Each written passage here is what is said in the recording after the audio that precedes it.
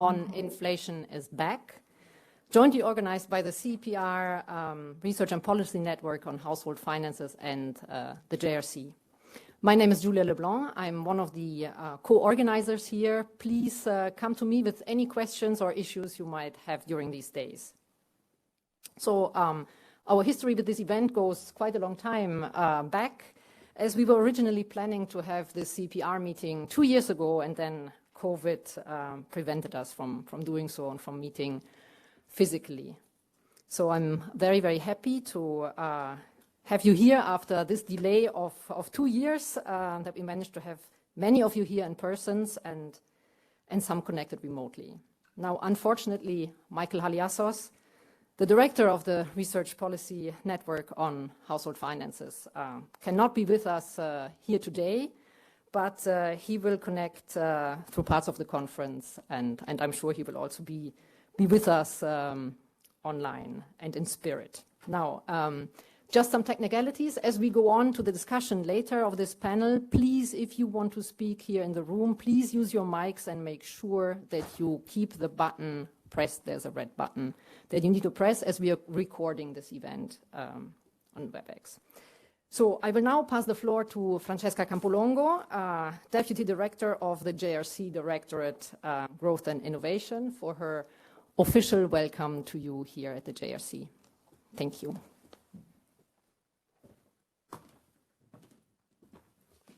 Thank you very much, Julia, and good afternoon to you all. On behalf of the Joint Research Center, I'm very pleased to welcome you here and welcome you for this policy research panel that we are having this afternoon in the context of the European Conference on Household and Finance. So a particular welcome goes to our distinguished speakers and panelists, Michael Weber, professor at Chicago Booth, who is here today to chair the panel, Francesco D'Acunto, professor at Georgetown University, Christian Keller from Berkeley Investment Bank, and my colleague Barbara Hoffman, who is Director for Employment and Social Governance in DG Employment, who is joining us online today. So I'm very pleased that we have this event, which is jointly organized by CEPR and Joint Research Center, because CEPR is really a European leading network of economic policy researchers. So it's really good that we joined our effort in organizing this event. And I would like to spend a few words to introduce the JRC for those of you who do not know us. So the JRC is really the research arm of the European Commission.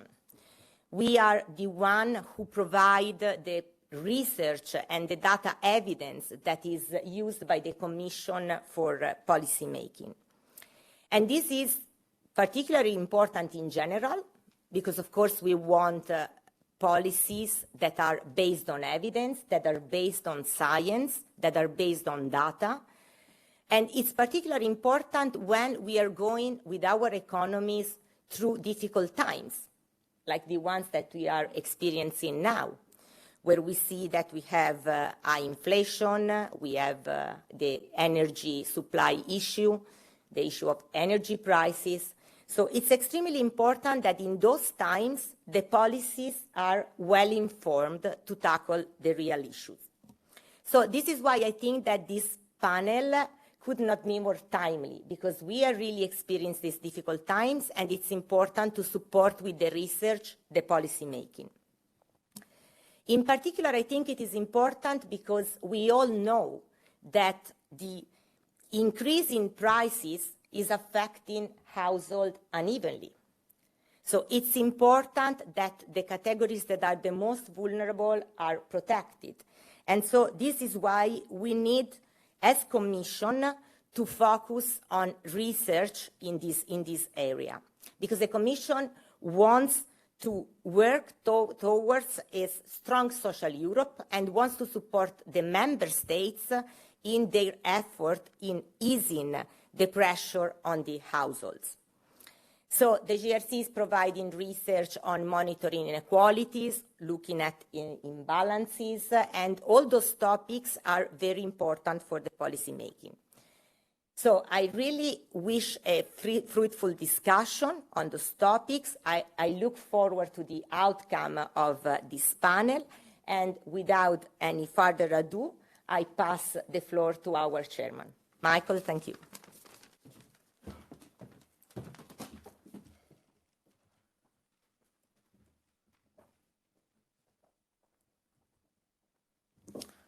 Okay, thank you so much, and I think it's the first time that I was referred to as chairman, so definitely some new experience today. So I want to welcome all of you to the panel that we titled Inflation is Back, effectively borrowing the title from a well-known paper by Krugman in '98 when he talked about the liquidity trap, and very similar to like the liquidity trap. Now, of course, we all understand why we are back here today talking about inflation, even though for quite some time actually, many people questioned why we might even study inflation. What we want to do now, actually, over the next 90 minutes to 2 hours, is actually first I want to briefly actually introduce in a little bit more detail our three distinguished panelists. I was very happy when Julia, Luigi, Tullio, and Monica actually asked me in July to put together this panel, and actually I was even happier when I was able to kind of have these distinguished panelists. So like in terms of order of the program, we first have Francesco D'Acunto, who is the Clark Chair at Georgetown University and the Professor of Finance, Economics, and Public Policy.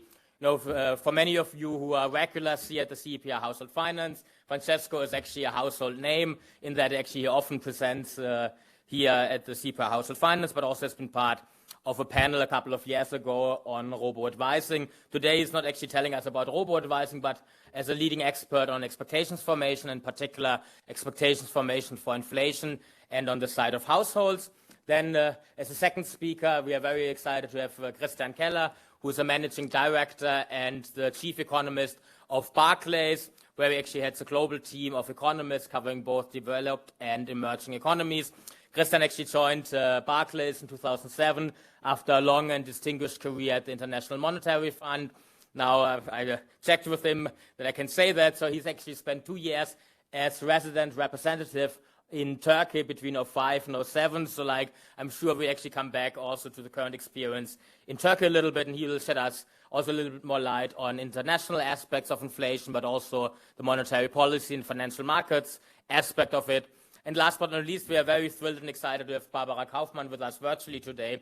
Now, we already heard her official title. I hope actually I remember it correctly. She's a Director for Employment, Social Governance and Analysis, and has had this role since 2015.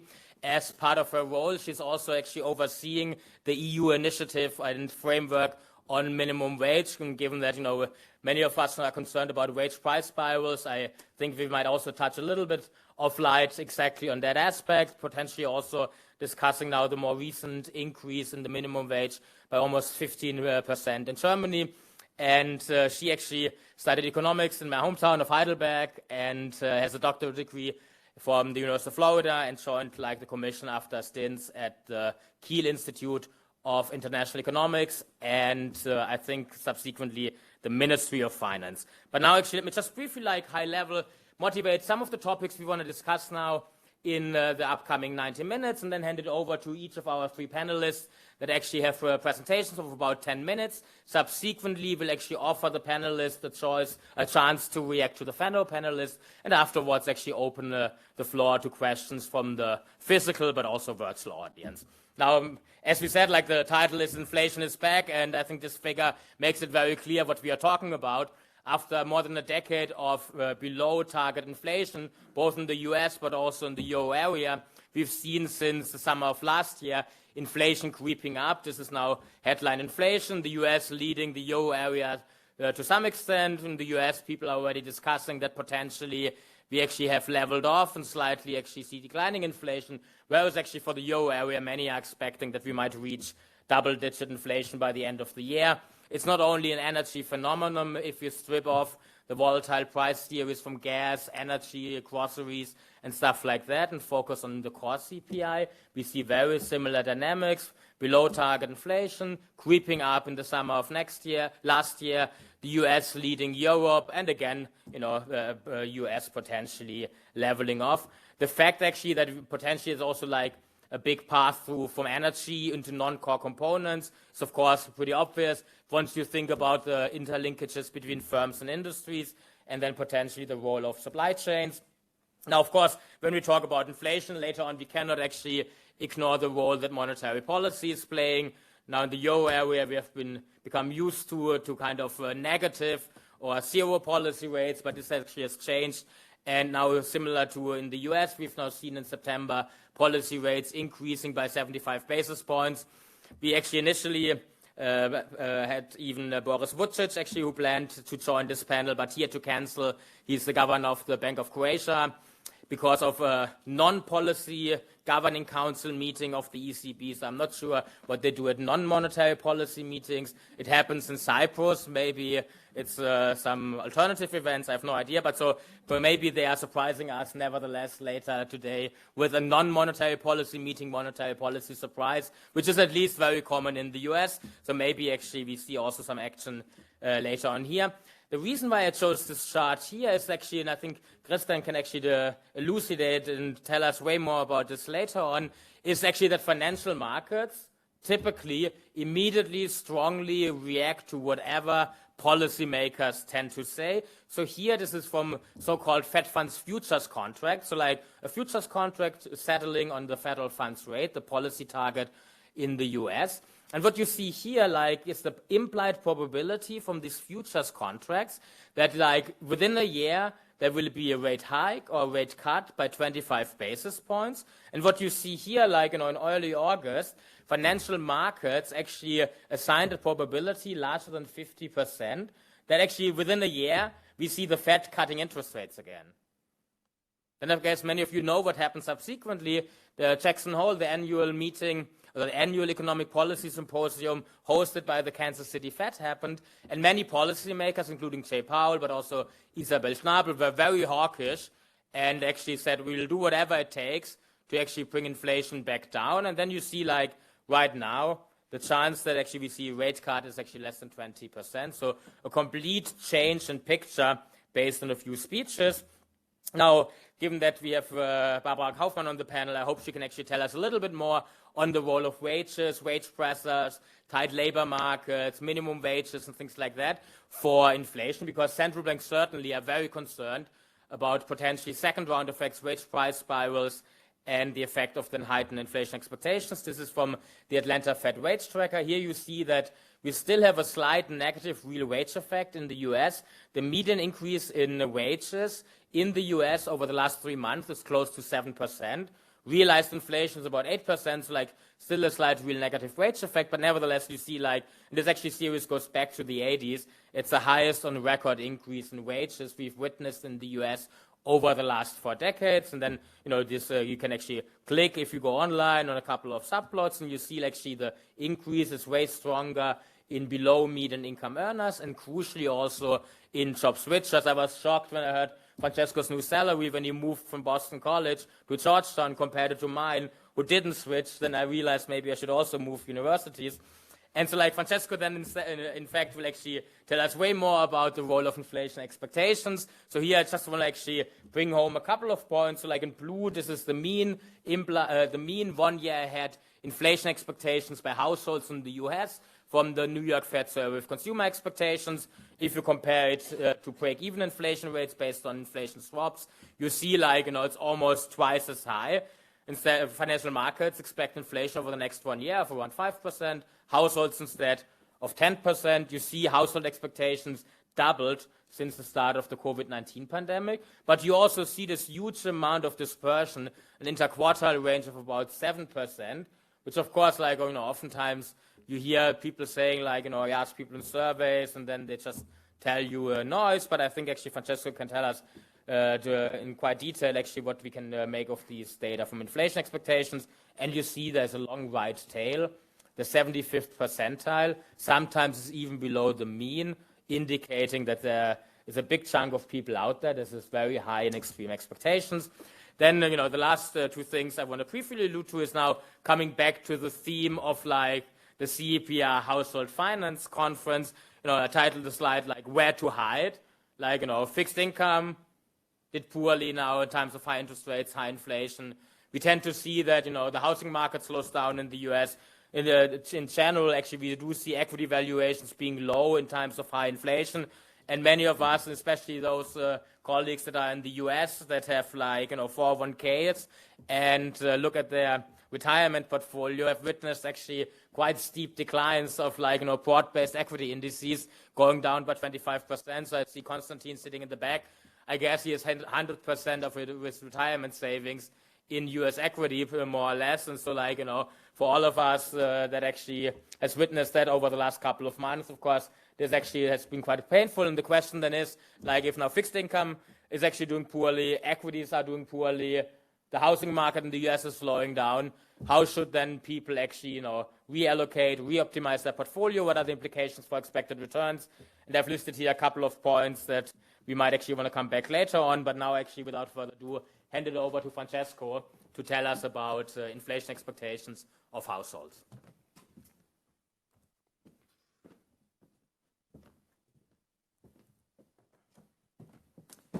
Great. So thank you very much, Michael, for this nice presentation, for discussing my own finances in this panel. So as Michael was alluding to, I mean, my job in this like 10 minutes, it's actually pretty heroic, like trying to summarize what have we learned from the data regarding households' inflation expectations and what are kind of the implications for monetary policy. And so let me start actually with the very only sort of equation or formula we will see in my whole talk, which is this relationship I'm printing up here, and which I guess we all learned in our micro or macro 101 class, the so-called Fischer Equation. So the idea that perceived real interest rates, which is what should drive, based on theory, whether households want to save or to consume at this point in time, is actually determined by two dimensions. One, it's actually nominal rates, which are common to all households, and the other one would be inflation expectations, which might be individual. Now, despite like the relevance of this relationship for basically the foundation of all fields of economics, unfortunately, only recently researchers have been accessing individual microdata where they could put this relationship to test. And they did find, I mean, at least reassuringly, pretty direct evidence that indeed households, when making decisions regarding consumption, saving choices, mortgage uptaking, which type of mortgages, or also their stock market participation choices, they are influenced by their inflation expectations. What does it mean then? Well, we care about those inflation expectations, again, going back to the equation in the first slide, largely because of the role of monetary policy. As I had mentioned earlier, given that nominal rates are fixed, and in large part they're influenced, we still believe, at least by policy rate decisions by central banks, then the idea traditionally would be that in a representative agent framework, if we are the central bank and we manage nominal interest rates, so the I in the equation, as long as inflation expectations are common and anchored across households, we can sway their perceived real rate. And so we can have them consume, save when we want, based on the business cycle. Well, a little bit of instead, the downside of what we have learned in research so far is that unfortunately, this channel doesn't really work. And in large part, it doesn't work, and it's much more ineffective than what researchers think, because even if inflation expectations affect households' decisions, they're first of all extremely heterogeneous across households, and also they're heavily unanchored. So households are very hard to anchor in terms of beliefs. In what way are they heterogeneous? So here I'm plotting like just data, in this case for the US. This is the New York Survey of Consumer Expectations, but the same exact patterns are true even in the EU, based, by the way, on European Commission data across countries. So you can see here I'm plotting the densities of numerical inflation expectations on the x-axis. And we can see that the numbers are quite wide and quite large. So this is referring to a period where basically actual realized inflation was around 2% or substantially lower. But we can see large masses of people who have expectations above 5%, at least 40% of those households. So what's the bad news is that this is not just noise. So in that large literature, a few papers I mentioned earlier in the slide, actually households do make decisions based on those numbers because that's what they believe that inflation will be going forward. Now, the second bad news for policy is that it's very hard to anchor households' inflation expectations. So here, what I'm showing you, again, this is data from the US, the same is exactly true in Europe, is what's the relationship between households' short-term inflation expectations, so 12 months ahead, and long-run expectations, 5 or 10 years ahead. Now, of course, inflation expectations could be moved in the short term because of any kind of shock households have, but what we really want them to do is to hold very long-run anchored expectations, and ideally to what central banks call kind of a target inflation expectations, 2%, basically for most central banks around the world. But what we see here instead is that whenever we have like short-term inflation expectations that go up, these are extremely highly correlated with the long-term inflation expectations of the same households. So if you have like high inflation expectations because of potential recent shocks like the one we are just observing right now, you will also have very high inflation expectations for the long run. You will not expect inflation to go down pretty fast or as fast as we see it going down to the data, which obviously makes the whole action of trying to manage expectations on the policy side pretty complex. All right, so then researchers have started to try to think, how do we make sense of both the heterogeneity and the unanchoring of inflation expectations? And let's say, the point where everybody started is like the starkest kind of heterogeneity fact that people have observed all over countries across any times, which is this so-called of the gender gap in inflation expectations. So what's the idea here? Whenever we ask households about their inflation expectations in terms of numerical expectations, systematically, as I said, many countries around the world that have different points in time, women tend to have higher inflation expectations than men. So some actually also call this the so-called cash-up puzzle, because Anil Kashyap famously once said, unless you can explain this puzzle, I will not even trust survey data. Because why should that be the case, that if it's a household, husband and wife, who potentially have exactly the same wealth, the same income, same levels of education, they make all the decisions together about mortgages and so on, why should this be different and why should that matter at all? And so I think, at this stage, we have some evidence regarding at least some of the dimensions that explain this gap, which is largely due to the fact that men and women systematically observe different signals about prices in their daily life. So what do we have here? This is based on some work we have with Michael and Ulrike Malmondier. So on the left, in the left part of this graph, I'm showing you what is within households, for this set of US households we can access, the difference between the inflation expectations of the female and male household head. We can see that this is systematically positive, exactly as the graph I showed you earlier.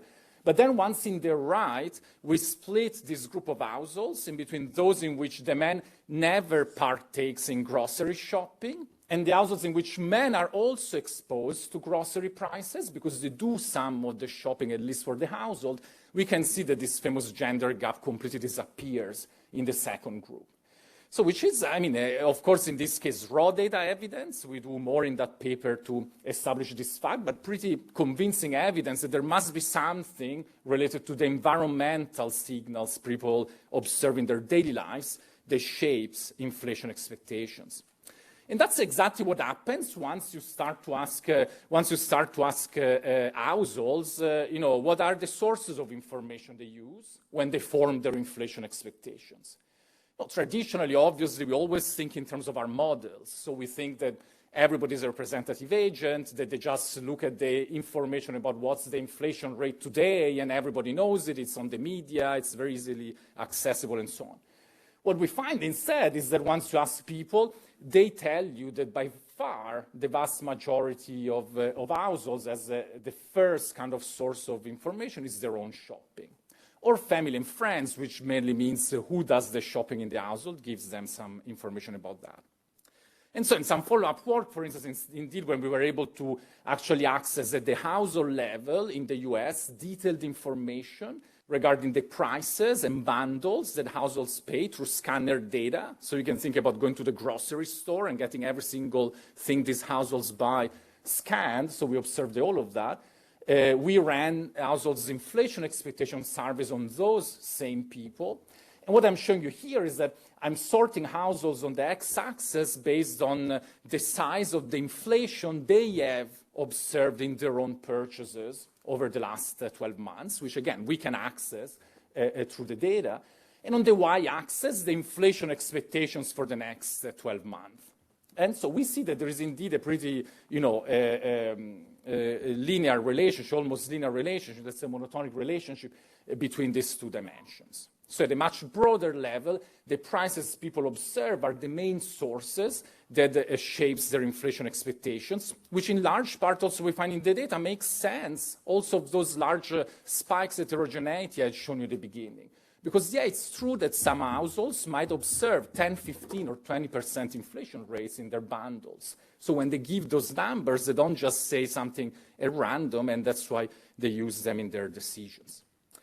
Now, other sources that the literature has suggested here, I speak basically to the founder of most of the research on behavioral finance. All of you guys, we have discussed in these earlier versions of this conference often. So we find that, for instance, even the extent of sophistication of households is another crucial source of heterogeneity. In particular, in this case, we use data on cognitive abilities as sort of a summary statistic for all the potential, behavioral biases that the literature suggests in different contexts. And once we sort households in this setting based on their cognitive abilities, 9 would be the households with the highest cognitive abilities, 1 with the lowest. On the y-axis, we have the inflation forecast error, so the difference between what you think inflation will be and what it will actually be in the future. We can see that the inflation forecasts actually go down monotonically by these dimensions. So this is another of the features that seems to help explain this difference. And very last, in the last 30 seconds that Michael will assign me, I'm Italian and not German, so I will take them. So why do we care in terms of policy here? Going back to what I said in the first slide. So ideally, what we want to do as a central bank is to manage the nominal rate so that this will transmit into perceived real interest rates. So just to give you a sense, very simple data to throw there in the debate for later. So we had in the European Union, this is in this case European data, a period before the financial crisis where monetary policy moved quite a lot before going to the zero lower bound, the effective lower bound. So the rates declined quite substantially in the first years of the 2000s. They were flat for a couple of years and started to increase just before the financial crisis.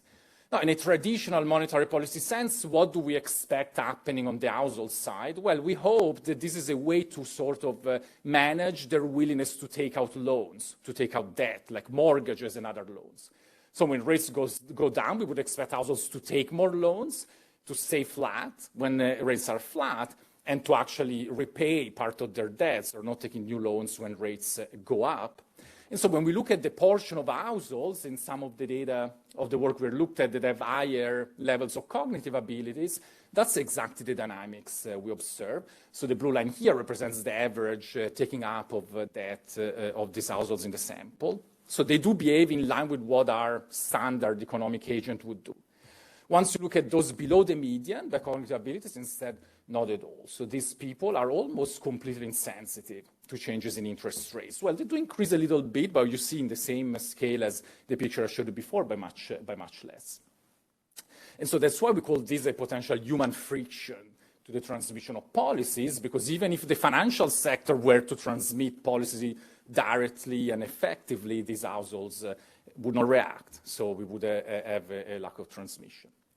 All right, so then, of course, this is more kind of a parse dense trends in a sense of the speech. I mean, all issues that we are facing. So what should we do ultimately? So what can monetary policy or central banks do, or other institutions like governments?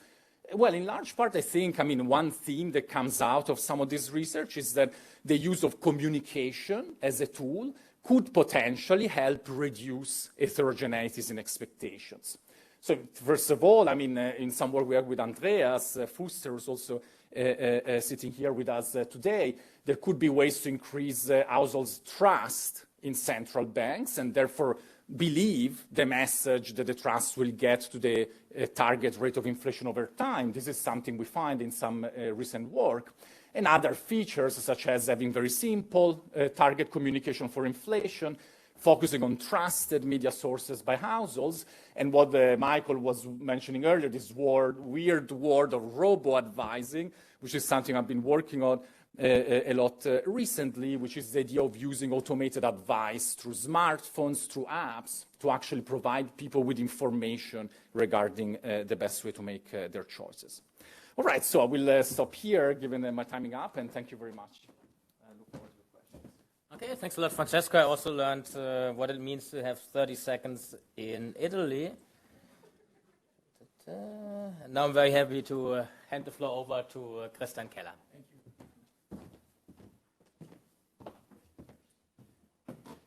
Thank you. Since we're working with a lot of stereotypes, I'm German, but when it comes to punctuality, very Italian. So you have to probably carry me off the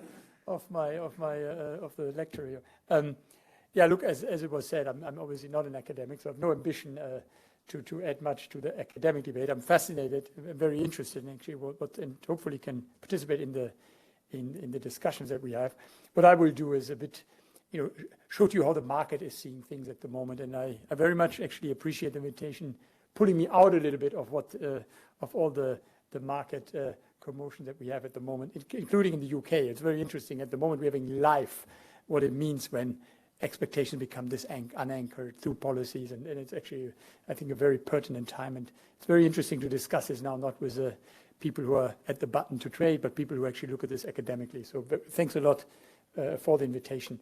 As I said, my charts here are maybe to some extent simplistic in the sense, that they are not coming from any academic work, but just like a way of portraying how the market looks at this. It's very simply just like where we are in inflation. And I'm showing this chart simply for, the whole horizon has changed now. People in markets typically think 10 years is a long-term chart. But the fact is now there's a lot of talk about the 80s and the 70s now. And actually it happened officially when in almost every speech, if I saw it correctly, at Jackson Hole, actually central bankers who had for years, and in particular in the last year, in a way when inflation rates start going up, refused that there was any similarity to the 70s for various reasons of different labor market institutions, etc., suddenly started to make all of them reference to we don't want to have the 70s and the early 80s. It's very interesting what happened, and obviously the reason is simply because the data now, a lot of the incoming inflation prints look like the early 80s, and whenever you see a data print now, people say the last time since 82 or so. That by itself, I think, has now become an issue, and that's why, policymakers, as it is up front, and then a lot of academics will kind of hold their nose and say, how can one be so primitive? But, inflation, top central banks have now, core central banks have now started to basically look at spot inflation and forgetting about all the policy lags and typically how you would argue as a central banker, following spot every month and acting on it, which, has all kind of potential ramifications of over-tightening and risks, but that's where we are right now, and it has to do simply that chart, if you look at it, headline inflation, very simply speaking, is just so high that there's now a fear of losing, the expectations game, if you want to call it this way. Just here, as Michael mentioned, I cover with my team not only core but emerging markets as well, and just to show you, it's still quite diverse. And we have the second largest economy in the world, China, which has no inflation. That's that light blue dot there. So it's interesting. While it appears to us, if it's all quite similar, it's quite diverse. And here, of course, I don't even have some of the small euro area countries in the Baltics where inflation is way double digits. So it's and I didn't put Turkey on there because it would have completely blown the scale. I think the last print was now, I think it was 100 for the Istanbul at least. But what the reason why I put this chart a few months ago, and interesting when I updated it now, it actually has reversed, is we know that the role commodity prices and energy play, because all the headline inflation, if you look at this, is above a core, but the difference between the US and the euro area. And when I did this a few months ago, The US actually was higher than the euro area, but more importantly, the US actually core and headline are much closer aligned, while in the euro area there's a bigger gap, and that is, probably the main difference here. In Europe, of course, the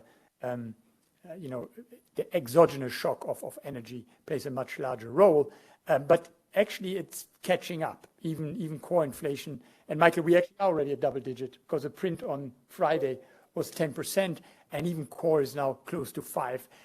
But there is a bigger gap, and that is, has to do with what the drivers are. In the US, we have a much more orthodox situation of actually, demand playing a key role in the way wages are developing. Just quick, these are our forecasts. These are our own forecasts, and they all believe, and we still believe, and I think I have to admit that we have been a bit too optimistic, probably because a lot of the economists that come to us are ex-Fed economists. They all have the models probably that the central banks have, and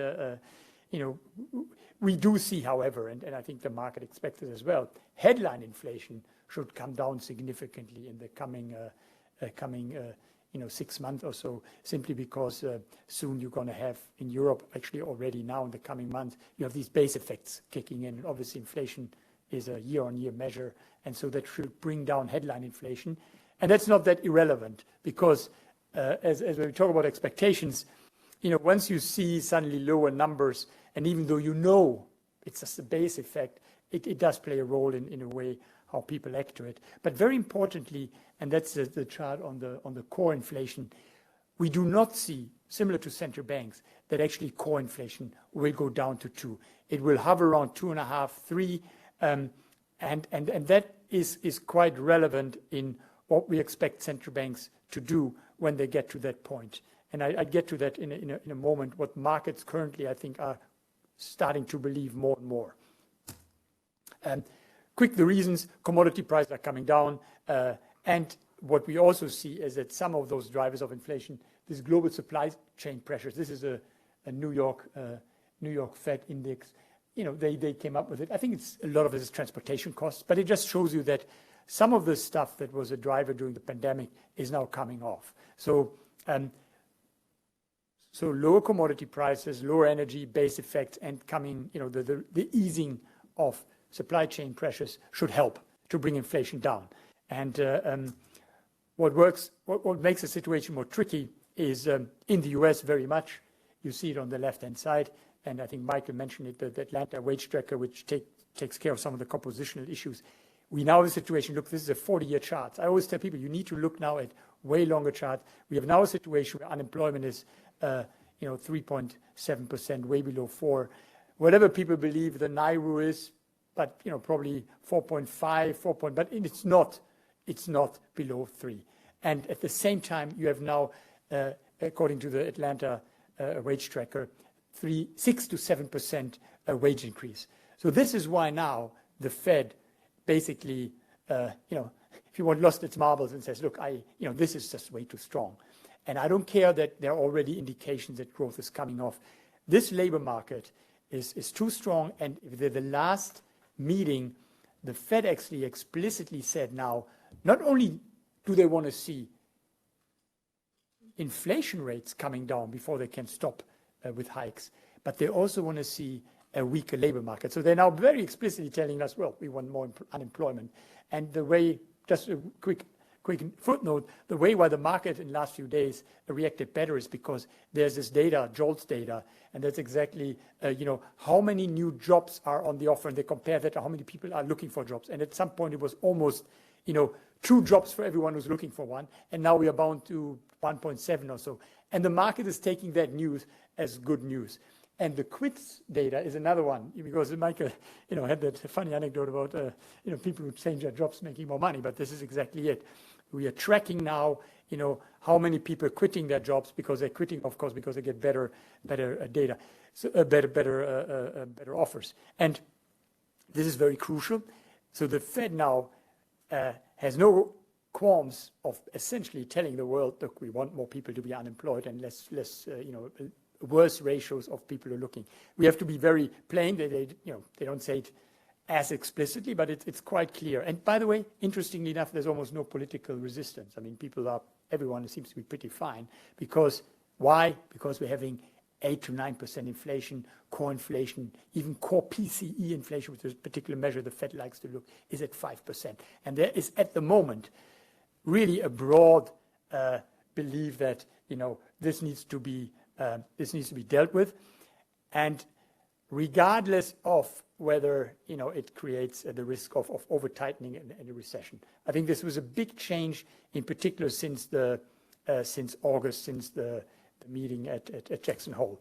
Now, let's come to expectations. And honestly, what I'm showing here is just simply descriptive statistics. I mean, the experts are here in the panel, but what we are looking at, what comes out of course, on Bloomberg, what people follow. What I'm told the Fed looks a lot is inflation expectations. This is a Michigan survey, and you see the 1-year expectations very high. And again, disturbingly, it has often peaked, but then came down very quickly. This time, it has stayed there quite high, and at some point, the 5 to 10 year expectation had gone up.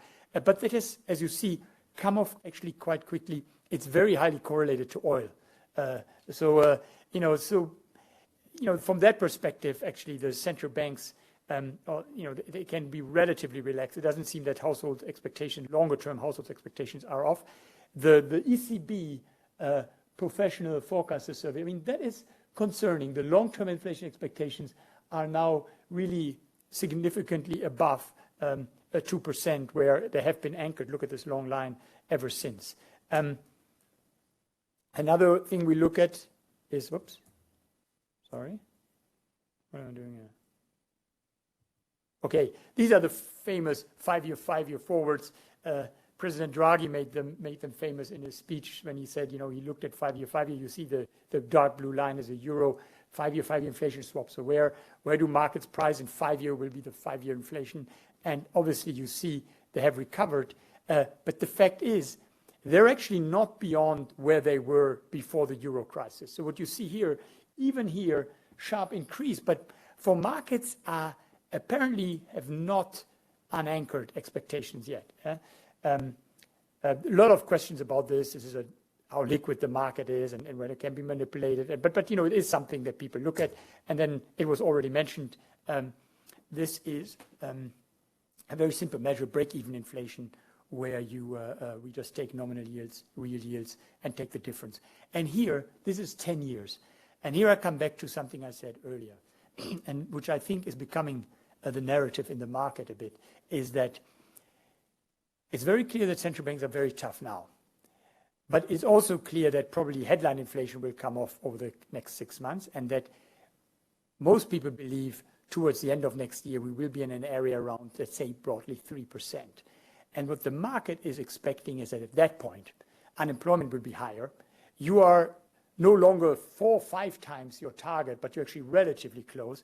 And at that point, there'll be more resistance, and central banks will starting to wobble, and they will no longer necessarily do the extra step to really get it down to 2, but actually will be okay-ish by having it a bit higher. And if you look at this, break-even inflation roughly seems to, there's actually a sign that is a bit higher than it was in the past, and that prices that over time now markets seem to think that inflation actually will stay a bit above of where it was in the past 10 years or 20 years.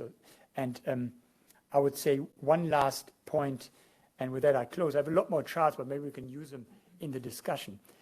This is some work the last time I thought about doing something not maybe academic, but when I thought I wanted to do some deeper research, and that was when the inflation started to get higher, August 21, when everyone talked about, inflation for the first time came up. It was clearly at that time, people thought it was only transitory, mainly, and I thought, what if not? And I looked at the longer time series in the US, and what I noted is, by the way, I never finished that project. I was told by my US team that I would make an ass out of myself because, it was completely ridiculous to compare it to the 70s. And, this was the talk of people who didn't know anything. So I started to work on it and never actually wrote about it. But this is how far as it got. I looked at, this Livingstone Livingston survey.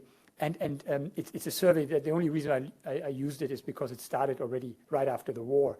And what you can see is the following, and I found that quite interesting, that the unanchoring of expectations actually started in the 60s. And we typically associate, of course, the high inflation in the US with the oil price crisis. But actually, it started to happen in the mid-60s when expectations started. If you look at that dotted line, right, they were very low. And it was a not so unsimilar period when, there was it was first Kennedy, then it was Lyndon B. Johnson, fight against poverty. There was a lot of positive feeling of that, what policy could do.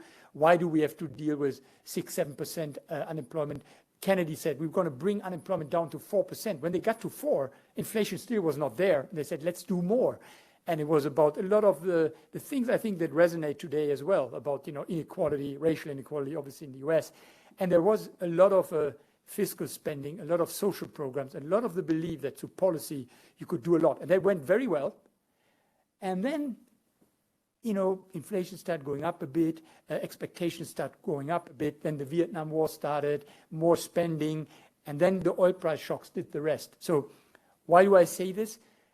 I think it just shows that inflation expectations, they have been very, very, very, very low, as you can see. I mean, they've been very nicely aligned since the early or the mid-90s to target. And they may not jump overnight, but the fact that they are now going up, I think, has central bankers on their toes. And as I said, I refer to you guys, but there's probably a certain aspect of nonlinearity and the fact that at some point they may become unanchored. And I think this is why central banks now are playing it very safe. They openly say this. They say we are now in risk management. And with that, they mean managing the risk that things could get, so to say, out of control, willing to take the risk that you will bring down output on the way. And that's, I think it's a very clear choice they have made, and the chances that one gets out of it without a recession are obviously becoming a lot smaller in that process. Let me stop here, and I'm looking forward to the discussion.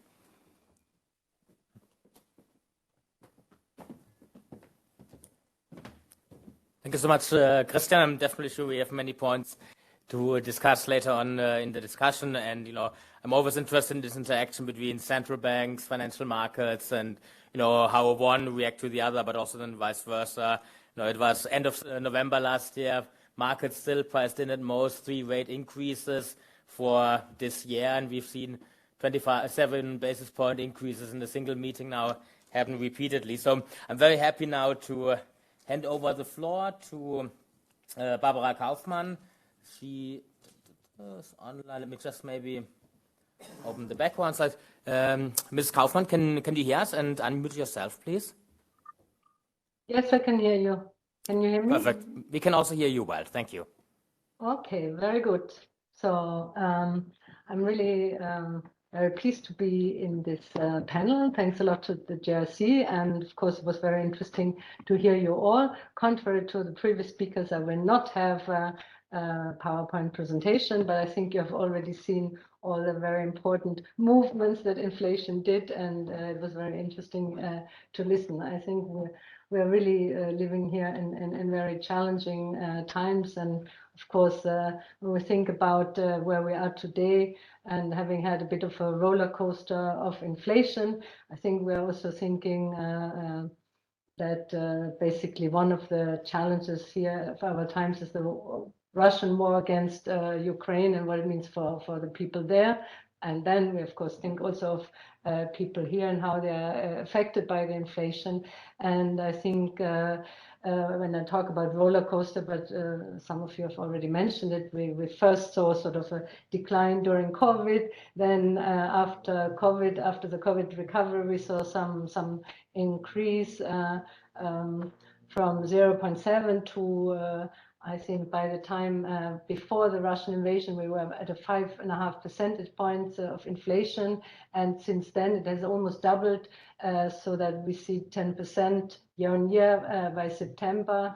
And of course, it's clear that this has very important effects on our economy, but also EU citizens, basically the roads, their purchasing power, but also standard of living. And we are particularly concerned, as was also mentioned in the introduction by the JRC, when it comes to the impact of the most vulnerable households. In fact, we had this important moment during COVID where, due to various measures that the EU and member states took, we actually saw that poverty did not increase, inequality did not increase, but now with the current shock, I think we will have to, we will see some increase in poverty.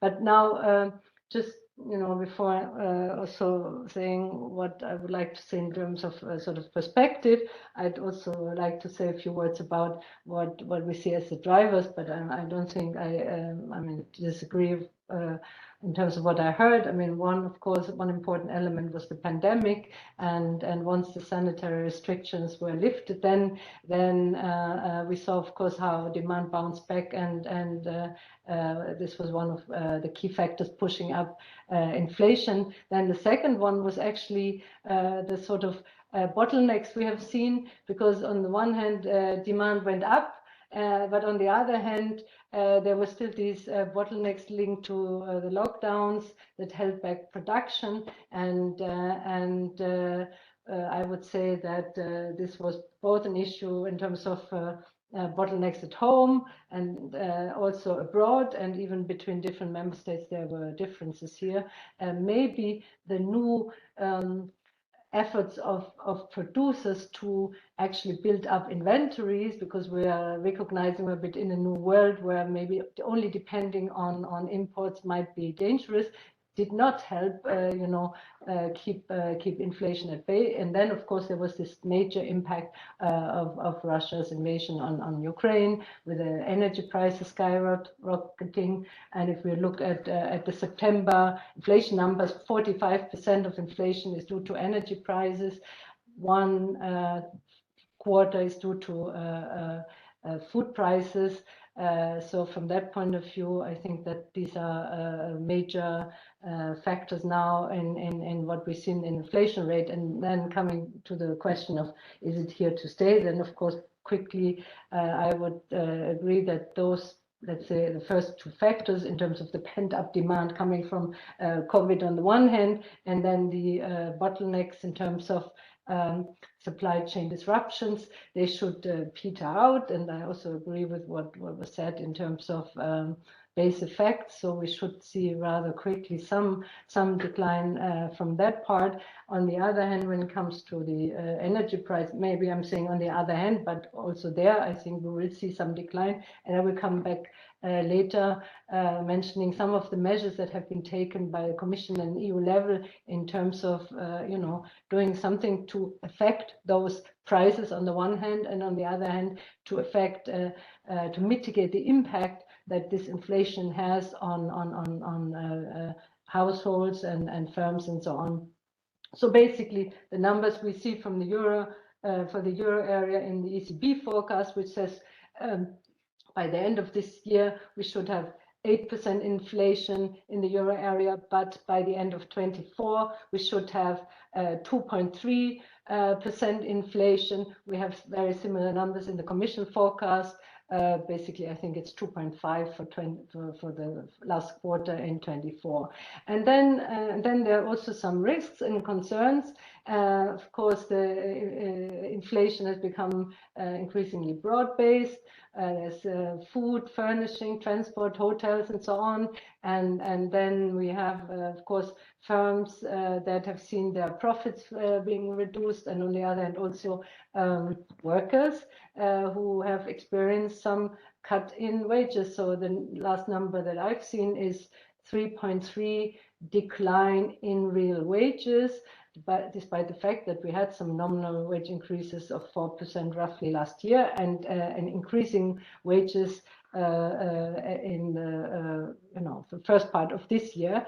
And basically what we think is that in view of this economic slowdown that everybody expects, we think that on the one hand, firms, and on the other hand, workers will probably remain prudent. Firms might not raise their prices just as much as they would like to, and also workers are likely to remain prudent. That doesn't mean that there's no room for further wage increases, of course, and especially for low wages, because we see also that low wage earners are more represented in the services sector, and that is an area where there are more possibilities also for firms to raise their prices. From that point of view, we think that there is a possibility for moderate adjustment of wages. I mean, so far wages have not fueled the inflation, as you have seen from what I said about real wage decline of over 3%. We do see that there would be some adjustment, and we think that it is possible to have these wage increases without fueling a wage price spiral.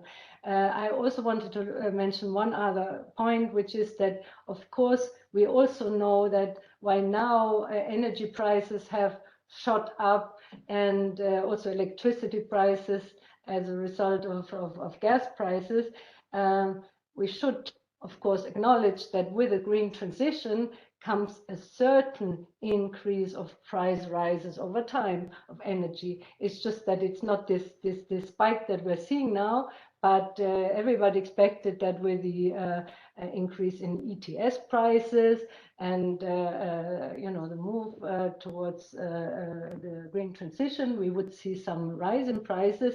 At the same time, this will also be mitigated by the renewable energy. It's just a factor, a bit more of a structural factor over, let's say, until 2030 that I wanted to mention, even though it is not alarming. Okay, then I wanted to say some words about the policy response, basically because the Commission and Member States have been really extremely busy in trying to keep energy costs and inflation at bay, and also mitigate the negative effects on business and households. There was first in October sort of a toolbox where the Commission, in a communication, invited member states, for instance, to provide emergency income support for energy poor consumers, for instance, through vouchers or partial bill payments. Then temporary deferrals were an option of bill payments, and aid to companies and SMEs. So that was the first round of communication in October. Then came the Repower EU plan that the Commission adopted in May, and it laid out very concrete measures for member states how to reduce our dependency on Russian fossil fuels by saving energies, thanks to a faster move to renewables, thanks to enhanced investment, and then also thanks to diversification of energy supplies. And of course, there are various funds available to support these efforts, which I don't mention all in detail, such as Recovery Resilience Facility or the Just Transition Fund as part of broader cohesion policy funds, and the Social Climate Fund that is being proposed. So a whole series of measures. And then I come to the third one, which is the Commission's Safe Gas for Safe Winter communication of 20th of July, helping member states to see how they should beef up the gas storages to agreed target of 80% until November 22, and reduce their gas demand by 15%. All efforts to contain the energy prices and therefore also in the end inflation. And last but not least, on Friday, energy ministers agreed on new emergency measures, including a mandatory target to reduce electricity consumptions by 5% during peak hours, an EU level cap on company revenues that produce electricity at low cost, and a temporary solidarity contribution from fossil fuels. So you see a whole series of measures all trying to contain inflation, and in this particular case, the funding that is raised by putting a cap on companies' revenues and asking these temporary solidarity contributions from fossil fuel energy companies. The idea is then to transfer these funds to protect customers and provide targeted income support on the one hand, but also to temporarily set a price cap for the supply of electricity to SMEs. So I think that these are all factors, of course I cannot quantify their impact now, that are very important in sort of containing the energy price increases when it comes to sort of supporting the population, but also small firms and so on. Of course, we have a whole array of initiatives. Since you mentioned that I'm responsible for the directive on adequate minimum wages, and since yesterday the Council approved this directive after recent positive adoption by Parliament. Of course, I'm also happy to say that in such difficult times, such an important directive that will help increase the adequacy of minimum wages and coverage of minimum wages is also very important. Now, it is true that this will take 2 years before it will be, let's say, implemented by member states. There's this deadline, but I believe that the discussion that we have already had in the Council and in public on the need for regular minimum wage update, for the need to improve collective bargaining, are all very important elements at the current juncture, where we have to be particularly concerned as far as people at the bottom of the wage scale are concerned. And I think this will be important. Similarly, but I will be very brief, I mean, there are all these efforts to promote skills, like as part of the skills agenda. We will have next year the European Year of Skills, as announced by a Commission President, or also the recently adopted proposal for minimum income, as the Commission adopted a Council recommendation. They are all efforts to then protect households, or in some case also SMEs, when I talked about earlier measures, which I think are very important. So I think that brings me to the end of what I wanted to say. Thank you very much. And I'm sorry that I cannot be with you. I'm actually about to leave on another mission to Berlin. So perfect. Thank you so much, Frau Kaufmann. This was very insightful also on the aspect of wages, distributional aspects, and the policy response. Now, what I wanted to propose is that each panelist has a brief chance, at most like 1 to 2 minutes, to react to what the fellow panelists actually were covering in their remarks and comments. And so, like, I would actually propose that we go in reverse order and just offer you, given that we have you nice on the big screen, Frau Kaufmann, now, a brief chance if you want to react to the, let's call it, the market's view of Christian Keller, or maybe the household expectations view by Francesco D'Acunto, whether you want to briefly comment on that. Thank you.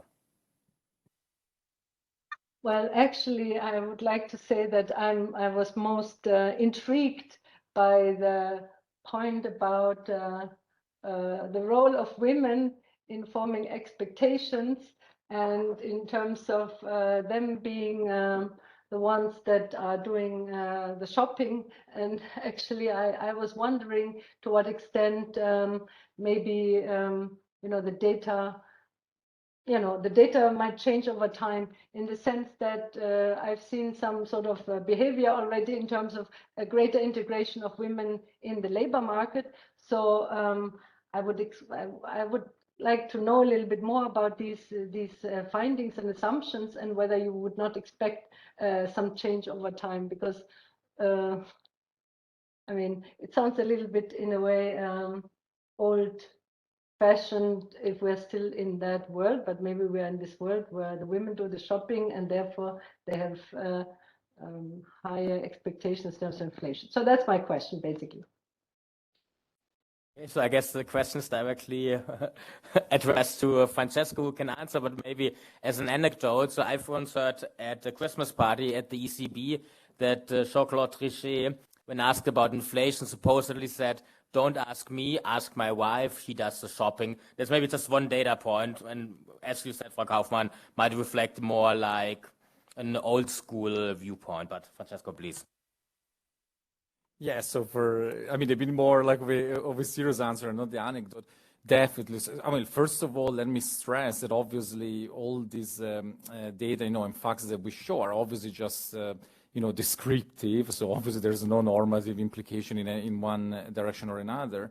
If anything, though, what we observe is, so most of the data I showed you earlier refers to US households. But for instance, within the EU, consistent with the story that we find in the US, actually there is large heterogeneity in this gender gap across countries, and exactly in the directions where what you have in mind, Dr. Hoffman suggests. So when we look at Nordic countries, for instance, which have been pretty, advanced within, I would say, the European Union in terms of, dividing many of these household-related chores more equally over the last few years, you do observe a lower gender gap even in surveys. So the bulk of the difference across genders is instead in, as we would expect, Italy, Greece, and Spain. So countries where potentially some of those gender norms are still stronger. So of course, it's hard to think about what's the policy implication. Obviously, we want norms to change for many more important reasons than just to anchor inflation expectations, but that, we can interpret that potentially as, an additional motivation for, a cultural change, if you want, a regulation that suggests a cultural change in that respect. Christian, please. Yeah, just follow up. So, so what would that mean if I have? Wouldn't it be good if half of the population actually doesn't know what prices are and therefore doesn't have high expectations of inflation? Or would it help? I think it's good for equality reasons, but like for the pure point of whether it helps us with the inflation expectation, I'm not even so sure. If half of the population is ignorant and doesn't even know that the price of butter is double, then good for keeping inflation expectations low on average. Yeah, no, that's a very provocative point. I also have to say, what we focused on, and even in the results I showed you, is the difference, within households in terms of female versus men. But when you look at the average values of these expectations, even for men that don't do the groceries, these are still substantially biased upwards. So basically what we observe in the data is that every household on average has upward biased expectations. And other dimensions, like, for instance, this variation in sophistication and so on, explains a larger cross-section of the variation, for instance, than gender in itself. So we still have, unfortunately, a large part of the population that is very, very, very biased in this pattern. I would propose, Christian, maybe to offer you a chance to comment on the other two panelists. One comment on the inflation expectations, just what was just said. Frankly, I do think it's important that we understand how expectations are being formed, but from a very kind of maybe simplistic view. There are times when inflation is salient, and there's times when inflation people don't talk about, and it doesn't really matter whether there's a gender gap. We lived in 20 years when I think for most people, inflation was not a big deal to talk about. It was talked about in academic circles because it was believed that inflation was too low and therefore we were close to the zero bound, and that was a problem for for central banks. But frankly, in the broader population, that was not an issue. So what we have now is a situation whereby every newspaper tells you, it's 10% inflation in Europe on average. In the euro area, inflation is very high. People see it, men, women, whoever goes shopping. And even if you don't go shopping, certain tabloid newspapers will throw it in your face.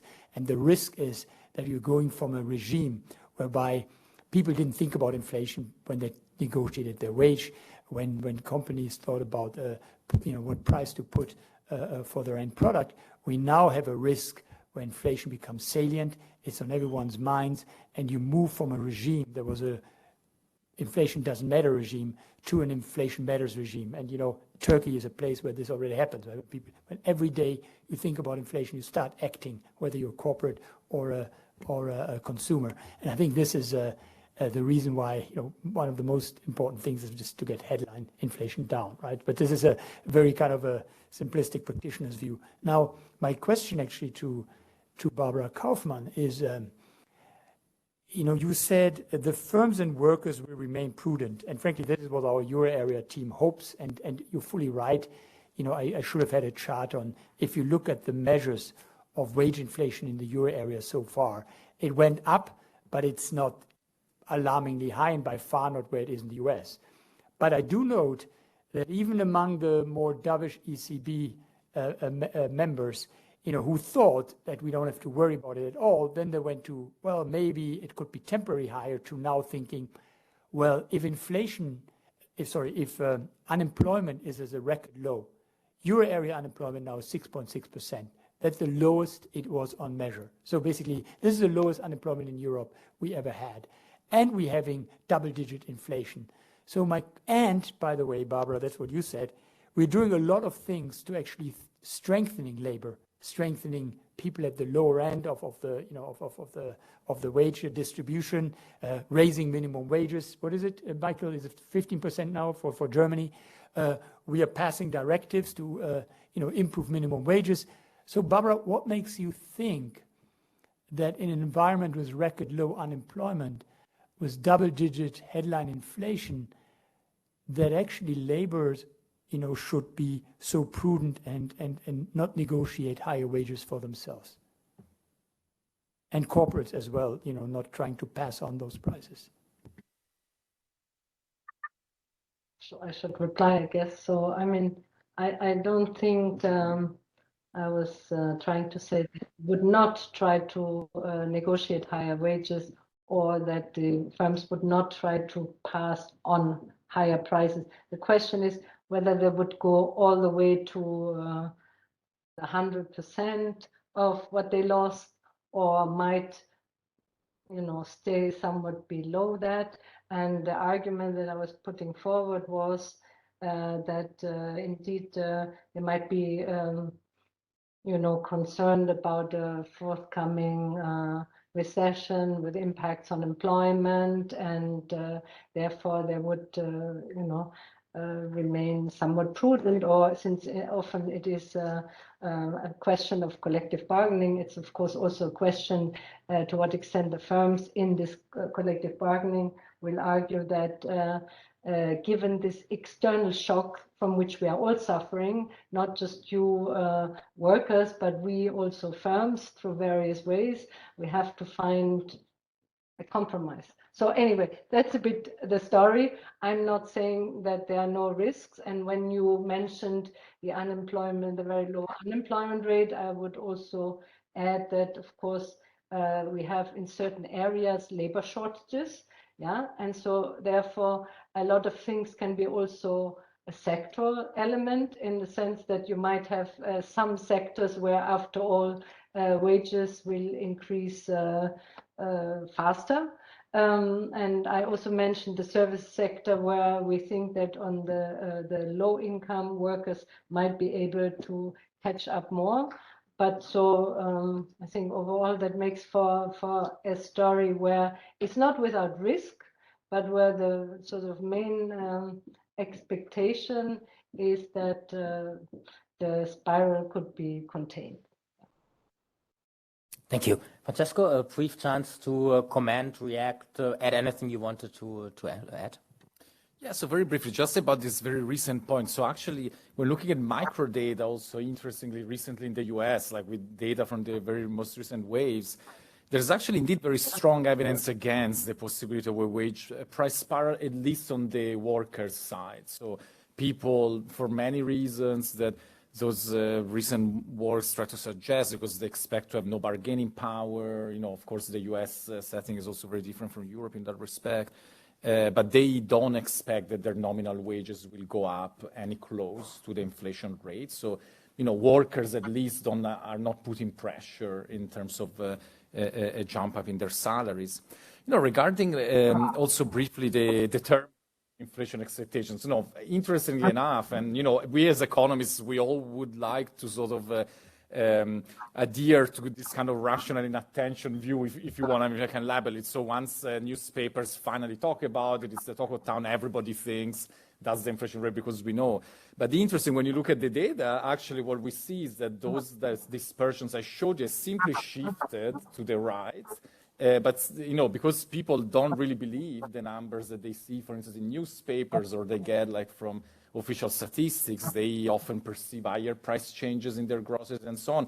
All those facts go through. Even at this time, we would instead think, potentially they would be more sort of, closer to actual average CPI bundles inflation. Now, the reason why it's true, at the time, there were many other reasons why, economists wanted to know what determines inflation, even if nobody thinks about it. That was exactly the problem, in a sense that economists thought we can maybe actually convince people that inflation will go up at some point. And that's why we want to understand how they form inflation expectations. So we tell them inflation will go up. We were in another kind of geological era back then because we were in the effective lower bound, no inflation. And, many prominent economists like Summers said it's the end of history for inflation. We will never see inflation anymore. We shouldn't care about it. Obviously, there's never an end in history, as we know. So we saw that it wasn't true, obviously, but all that baggage of information seems to be going through even now when we care the most, as you say. Okay, so now I would propose we stop the discussion among the four of us and instead actually open the floor to the physical and virtual audience. I've actually put up a couple of maybe points of discussion just in case if you're still kind of thinking about some aspects you want to possibly discuss further. So I would propose we start maybe with a round of questions from the physical audience and then subsequently hand it over to the virtual audience.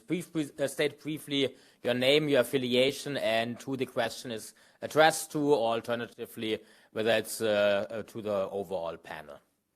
Konstantin? Okay.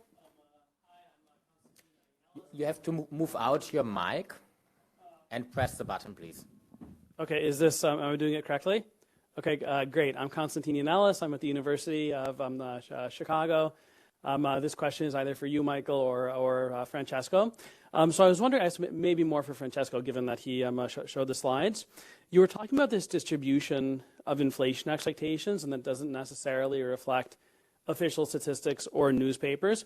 I was wondering, to what extent do we think that has to do with people having inaccurate beliefs versus people correctly anticipating that their own consumption bundles differ from the aggregate? So for example, somebody might have a mortgage or they drive an electric vehicle, so gas spikes or rent spikes wouldn't factor into their consumption bundle. So. Yeah, thanks. So that's obviously a great point. Oh, okay.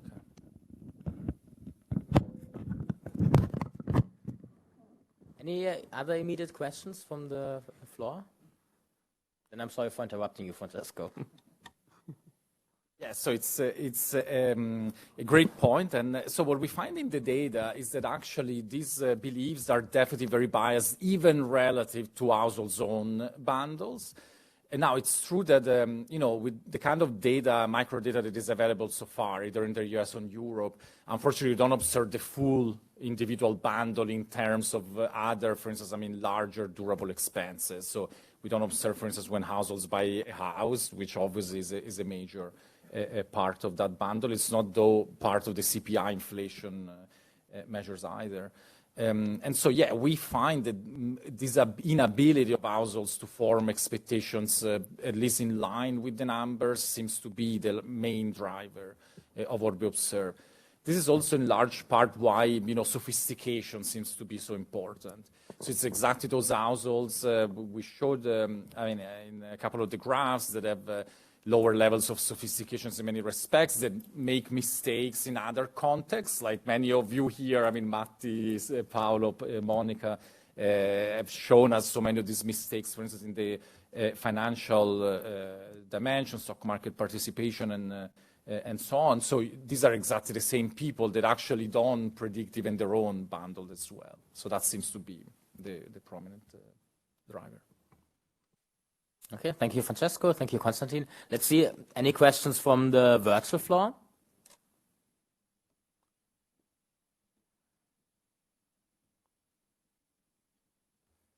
Fabian, here.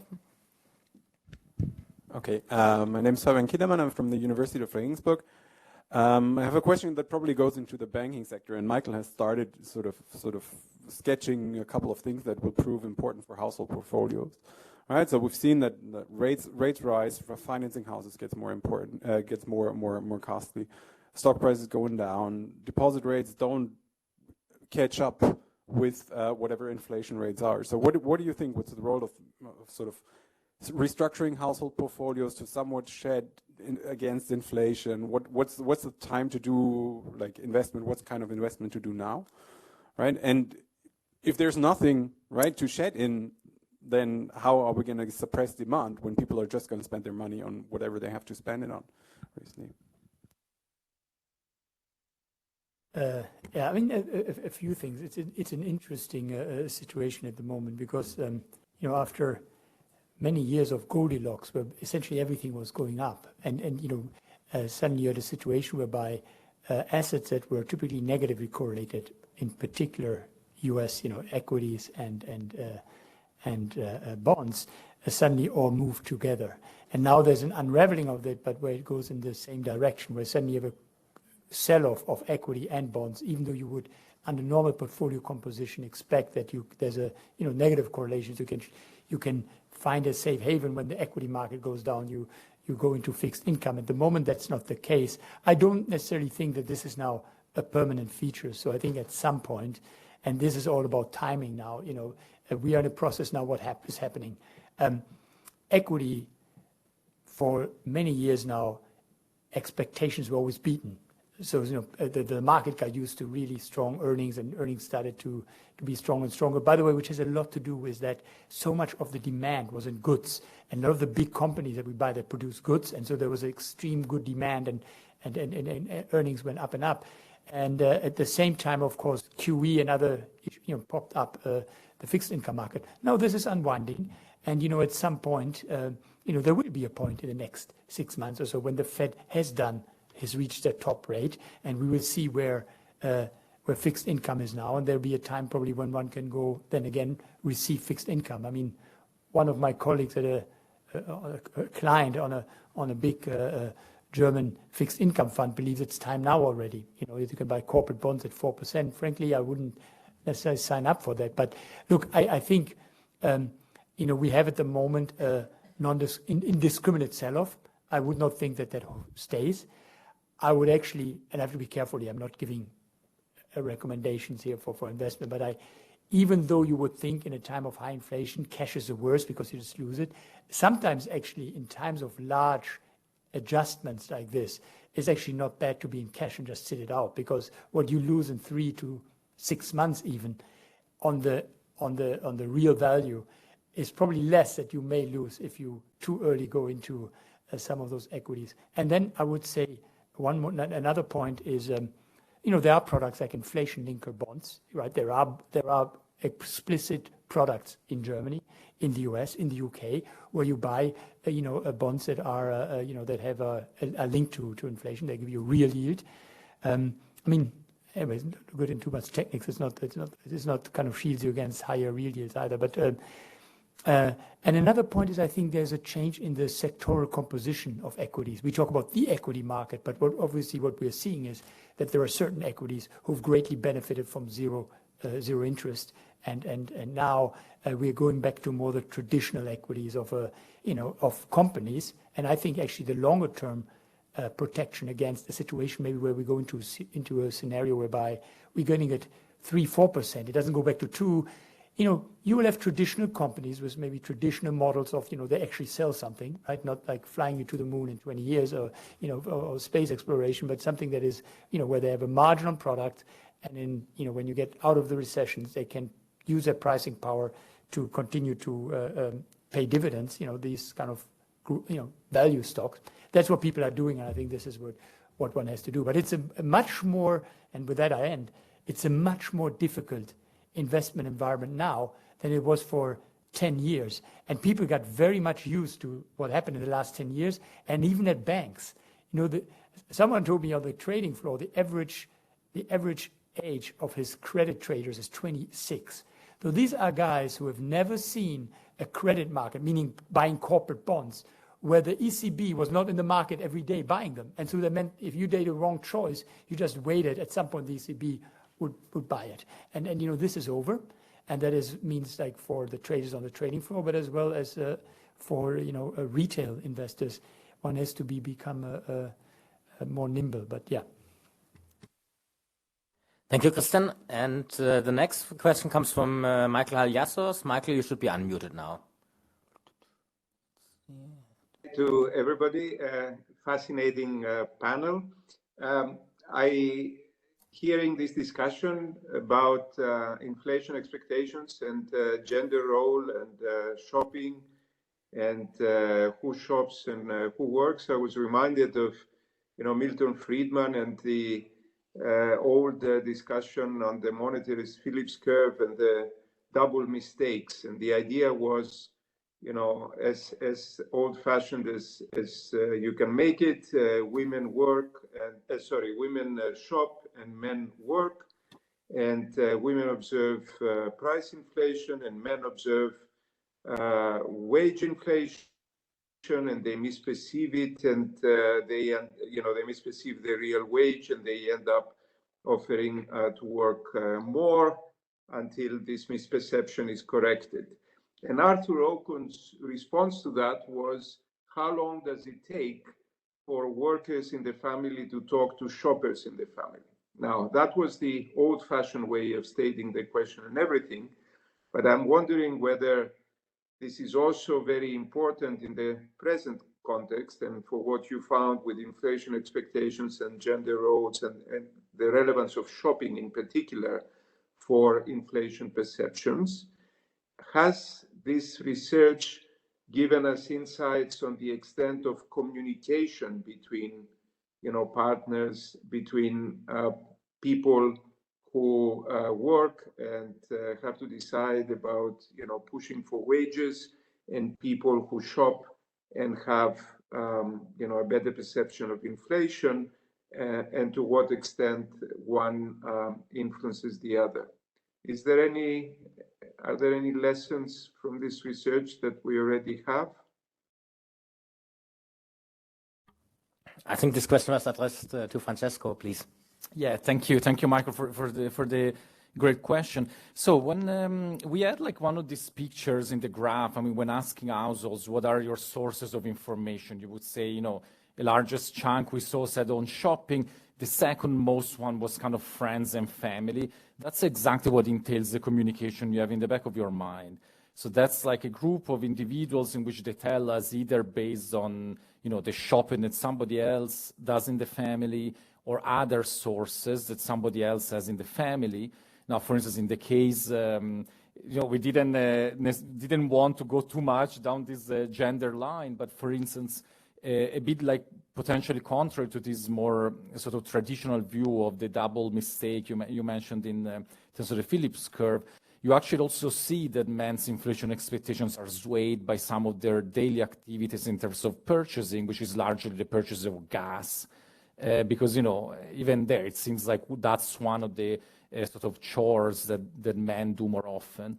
Now, the reason why we didn't focus too much on gas prices is that those are not really as heterogeneous across households as grocery prices, so they cannot explain the household heterogeneity we wanted to explain in the data. But in terms of time series variation, for instance, that's pretty crucial, and it comes on the men's side. Now, the second point is also that once we look at least, at the type of households we observe, once you take out the retired households, so these would be people that don't have information from wages as directly, actually, and positively, I would say, as also Dr. Hoffman was mentioning earlier, even women now are largely part of the workforce, not like in the 50s and 60s. So, both of the parts of the household in that case do have information on wage inflation. What's different is that women, unfortunately, apart from working, they also have to do the groceries, so they do much more, and they have this additional source. But then, yes, so to very fast, then, yeah, there seems to be some communication in that respect, not obviously fully, given we still observe strong differences. Thank you. Great. I saw Alfonso, you had your hand up earlier. Do you want to ask your questions, please?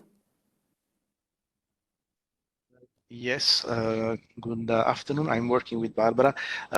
My question actually was very close to the previous one, but given that I have the floor, I take also the opportunities to try to make a point about why there is this difference between wage growth in the EU and the US. One possibility would be that the nature of the shock, or the inflation shock, is different in the EU and the US, be more driven by demand in the US and more supply driven by in the EU. This could be an explanation, and also potentially the fact that until recently the energy dependency was stronger in the EU than US may have put a constraint on wage claims, especially in sectors that are more exposed to international competition. Given that we come from, let's say, periods where there was a deepening of dialogue between, let's say, social partners on competitiveness constraint. So I think that probably this constraint has been playing a bigger role in the EU than in the US. And also, finally, might be that the tightness of the labor market differs. I mean, I was just quickly looking at the employment gap that the Commission produces, and compared to the one that is available from the CBO, there you see that the unemployment rate in the US is below the NAIRU, while in the EU is still above. So this might also, technically explain why there is some let's say, weaker response of wage in the EU compared to the US. Thank you. Thank you, Alfonso. Any of the panelists wants to comment on the point? I think that's very correct. I mean, what we have in the US is a much more kind of orthodox situation whereby demand was stimulated so much, in particular with the that 1.9 billion package in the beginning of 2021, which I think was widely regarded as no longer appropriate, but simply done for political reasons, and that created a demand situation that created then a lot of a positive output gap. I mean, it drove down inflation, unemployment below NAIRU. I would say one thing about the US, which is quite interesting and in some ways actually sad compared to Europe, is that we have still a very low labor force participation. It is now much below where it was pre-pandemic, but even pre-pandemic is much below of where it was after or before the global financial crisis. And some of it is explained by demographics and baby boomers leaving, but a lot of it is still, issues whereby it's not clear why, parts of, working age population are still not coming back. And that, for example, the European response by, these short-term labor schemes, etc., it held actually labor force participation relatively high. I mean, you guys may know this better than me, but there are a lot of crucial difference between the way the labor market functioned in the US and Europe. So I can only agree, actually. Matti?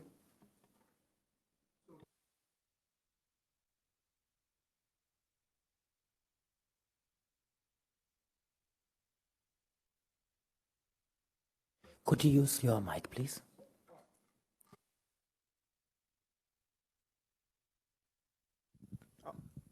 Question related to trust. So would you expect trust to have anything to do with inflation expectations? So think about a situation like now that overall the authorities think of central banks, they have underestimated first what the inflation would be.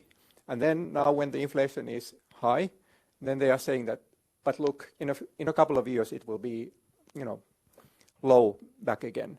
So would you expect there to be any differences between kind of those individuals who would have kind of generally a higher trust in the authorities in central banks and so on, versus those who would have a lower trust?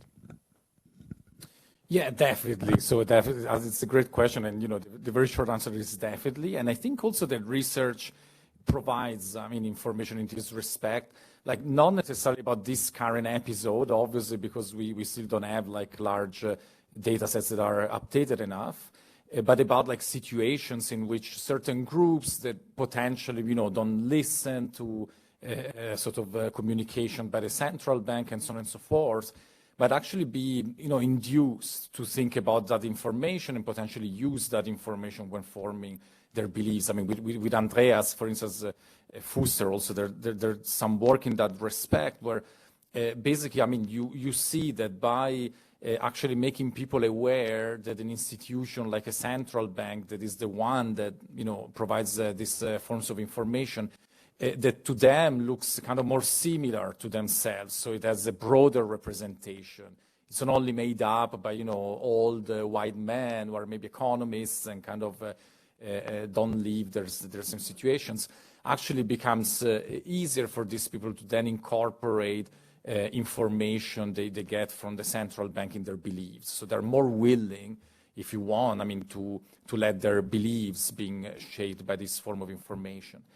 Now, the trust problem at this stage, I mean, we would expect, and we will see what research tells us potentially in a few months when we will have more data, but to play an enormous role, obviously, exactly because, as you say, all the central banks are now admitting they got it wrong, in a sense.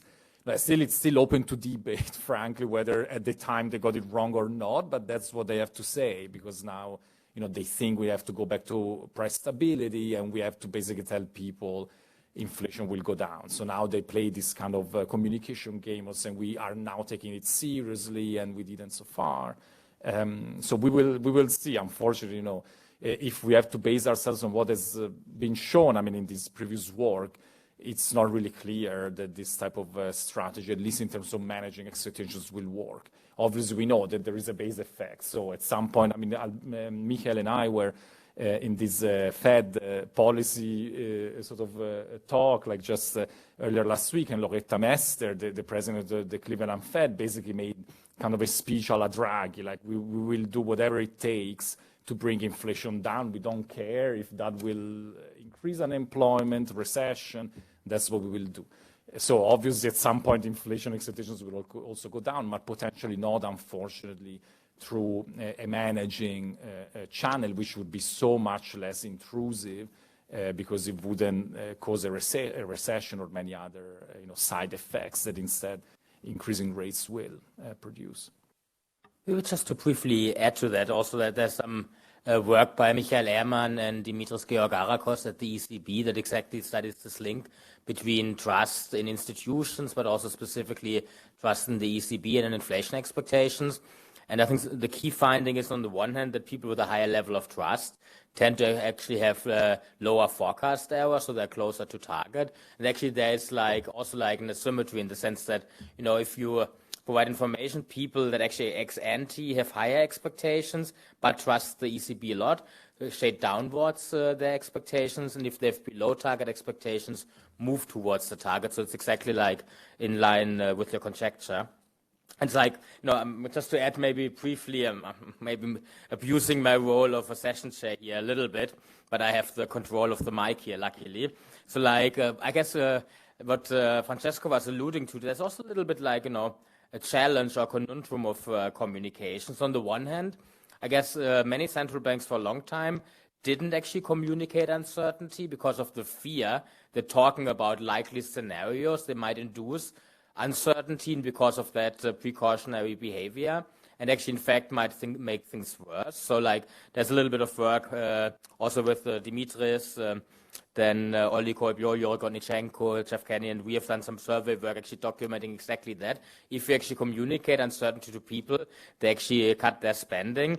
And then, the flip side is, of course, then if you actually have only do point estimates, of course, every single time you will be wrong, because you will never hit, at least, maybe with an absolute probability, hit exposed what you were forecasting. So I guess this is now, again, going back a little bit to some of the points Christian made. So in normal times, of course you are off as a central bank, but people actually don't necessarily focus on that. And the question now is whether in times of where, inflation is the talk of town, whether people actually in fact say, well, actually the central bank said X, now we are so far away from X, so why should I actually trust that institution to do what Francesco said, to bring or do whatever it takes to bring inflation down, if they were actually so grossly wrong in the last 12 months? And I think actually it's good for us as researchers because it actually offers lots of opportunities to, on the one hand, restudy many of the questions that people have studied in times of low inflation, how this will actually now kind of shape out in times of high inflation, following up also on the agenda that Fabian was alluding to, trying to even basically understand even, how do even people react in their own portfolios in terms of like, reallocating their basic savings into different asset classes. Now, a basic thing you would say, like, maybe, and this goes back to some work I think also Kem Harvey has done, that in times of high and rising inflation, you want to kind of diversify globally, but now we are hit by a global shock. Where can we hide, so to speak? Should we go to Japan, like things like that? Maybe commodity futures, but do households have access to commodity futures?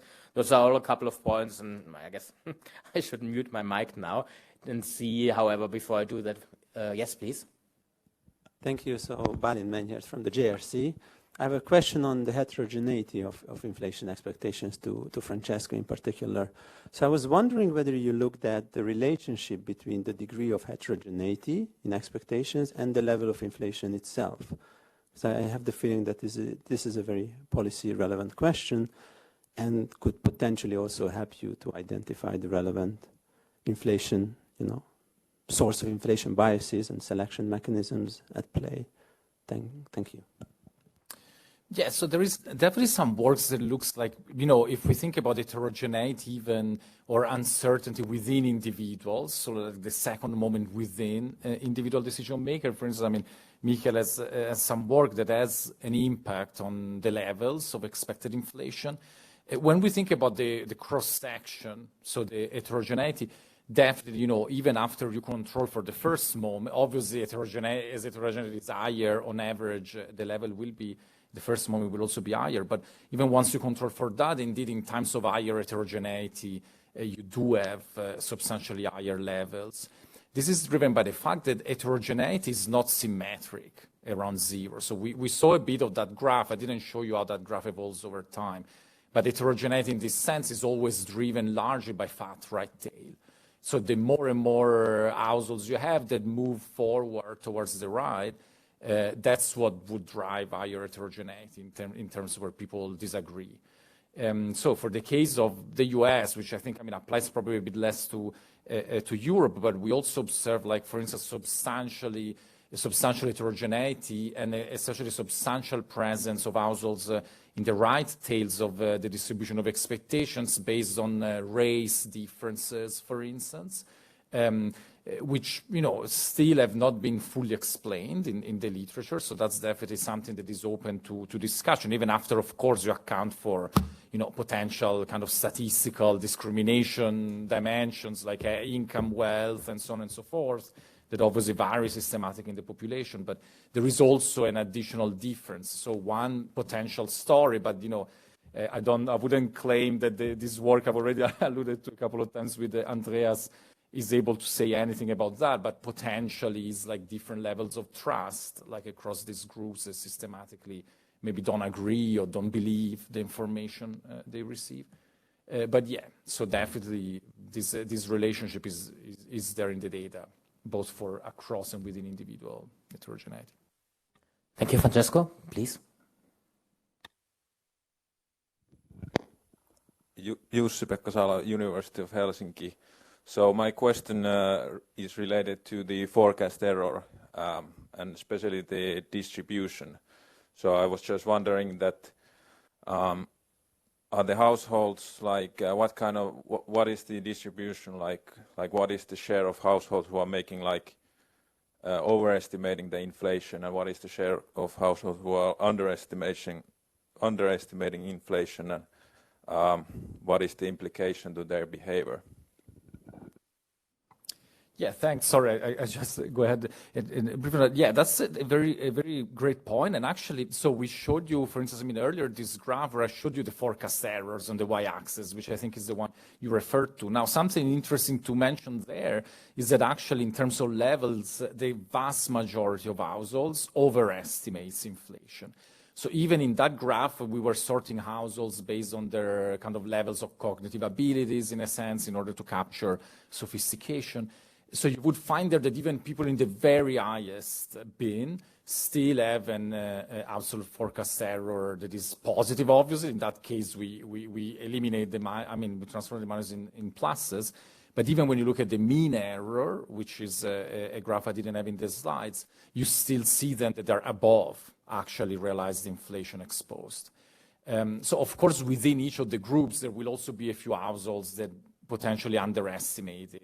That's definitely below like 5% of the households, so it's a tiny fraction of the whole distribution. So I think you can think about as a bottom line, taking out the fact that all the households are positively biased, but some are much more positively biased than others. Thank you, Francesco. So now I'm abusing my right again, and I would actually want Christian to briefly comment, given that he's an expert also on Turkey, to the situation in terms of inflation, monetary policy, and what we are seeing right now in Turkey, what we might expect in terms of capital flows, currencies, to also happen going forward, in addition to what we have already, I guess, observed since March of 2018. So, like, anything changing or just continuation? What do you think? Where do I start? So, I think what we have in Turkey, if you want, maybe is an example of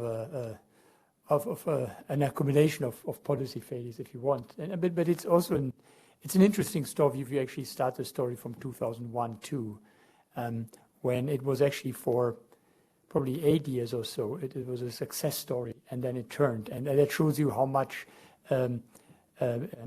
policy can change, and how much also building institutions and then later on destroying them again can change. So I was lucky to be part of the good part. I joined the IMF mission in 2003 when actually Turkey decided, after a huge financial crisis in 2001-2, I don't know how many people know this, but massive, collapse of the banking system after massive currency crisis, with a situation where then inflation was extremely high and mainly a pass-through from a currency, right? Turkey is a country that is traditionally has large current account deficits. It imports energy, very much like Europe. But even it's an even worse situation. It basically imports the vast majority of its energy. That is gas from Russia and Iran and oil. What happened then is Turkey actually did build institutions. So the IMF program was very rigid. It was the new AKP party who really went and built an independent central bank, an independent regulation and supervision of the banking system, and did everything right. And you really saw how inflation started coming down, the currency started to appreciate, and it was an ultimate success story, really. The IMF was very happy because there were not that many success stories at the time. So and then you realized you got to the point where Turkey was at some point switched then to inflation targeting. Right before it was just at every year levels of where it wanted to bring down. There are studies by Hakan Kara, a friend of mine who was the head of the research at the central bank, who showed, for example, that phenomena like the pass-through of inflation not only became smaller, right, from being very, very high, becoming smaller, and also much more prolonged. So suddenly they were freeing themselves from having this immediate pass-through, very large pass-through from every currency move straight into inflation, because expectations become unstable, everything. And then essentially, it became a story of suddenly a government taking this for granted and taking away the independence of the central bank and influence monetary policy decisions directly. Having a view on a very unorthodox view on how inflation is created, not believing it's a matter of demand and that you need to tighten monetary policy in order to reduce it, but believing that high interest rate itself is a cause for inflation. And by the way, I don't know, you are the academics. There is actually in the 70s, there are used some theories which are not entirely wrong. If you look at inflation, obviously it's a product of costs. And we talk about wage inflation, but obviously interest rates are also a part of costs. And a lot of the, even finance ministers way back who I met then said, look, I'm an entrepreneur. Interest rates, if they're high, they add to my cost. Then I put up the prices. So we need to bring interest rates down, which is not wrong, but you cannot put the cart in front of the horse and start lowering interest rates and hoping that that will bring inflation down. And that is essentially right now a policy that Turkey is pursuing, by decree from the president, who believes in this theory and who basically has exchanged every central bank governor who would listen to it. And you have a situation whereby, I'm sorry, it's tragic really, but where inflation is now hitting 100%, and the central bank just last week or 2 weeks ago cut interest rates by 100 basis points. Basically, we have a negative interest rate that's extremely large. It leads to continuous currency depreciation, pass through inflation expectations that have completely become unsettled. We have increased dollarization. So it's like almost a textbook of what can go wrong. Interestingly, it has not led to a full collapse, which is, probably has to do with still there being some financial flows that are managed to come into the country that are probably negotiated through the government. There are no official capital controls, but there's a lot of probably moral suasion, and it's no longer easy to get capital out. So mix of these things, but it is not, sustainable over the longer term.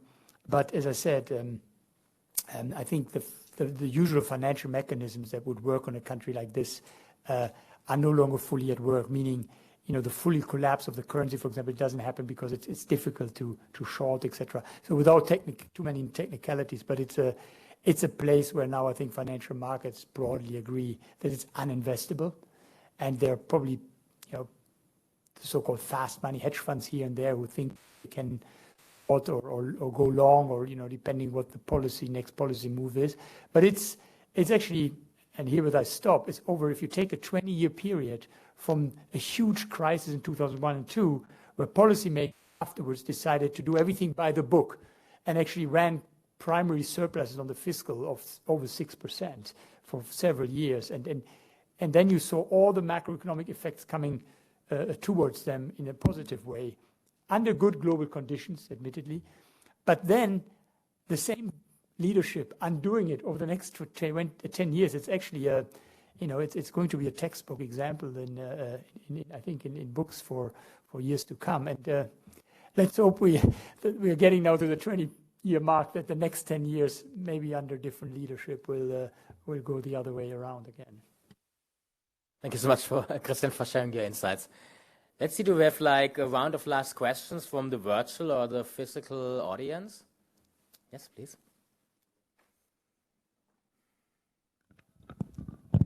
All right, thank you. Serena Fatica from the JRC.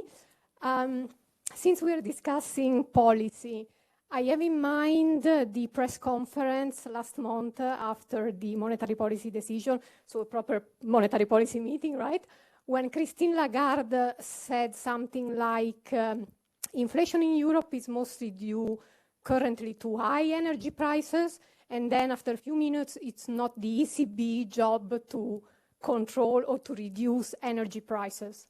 Now, against this background, Francesco, you already said something about the communication role of monetary policy, but then the question is, at this juncture, how effective that can be, and by the same token, is there a role for new unconventional economic policy to anchor inflation? I think, Michael, you had something on your slide, which is tax hikes, which is purely fiscal policy, tax policy.